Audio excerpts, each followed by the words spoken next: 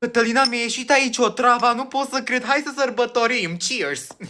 Uite-o și pe tâmpita asta, bă copile, ești cretină la cap, cum naiba te duce capul să bagi așa ceva în gură, vezi că te exmatriculezi? Bă, Maria, tu ești chiar așa tâmpită, cum naiba să bei așa ceva, deci câteodată mi-e rușine că-s prietena ta, doamne. Copii idioți, deci pentru următorul experiment am nevoie de mare atenție și am nevoie de un voluntar să mă ajute, am nevoie de Maria.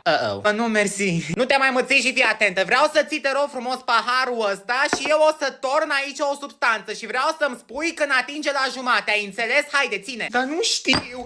Aoleu, murim, vă rog frumos să aduceți, chemați-o pe doamna de serviciu, îmi bat picioarele în voi de copii idioți. Bă, Maria, eu am văzut pe internet că dacă le amesteci pe astea două, o să iasă ceva foarte interesant. Este un curcubeu, hai să vedem. Cătălina, nu cred că e o idee bună. Copii idioți. No, bun, copii, hai să continuăm atunci experimentul, vă rog frumos să fiți atenți. Cătălina, ce faci acolo? Ai grijă, bă, copilă. Stați calme că fac doar un experiment. Știu ce fac aici. Am văzut pe internet că dacă le amesteci pe astea două, să iasă un curcubeu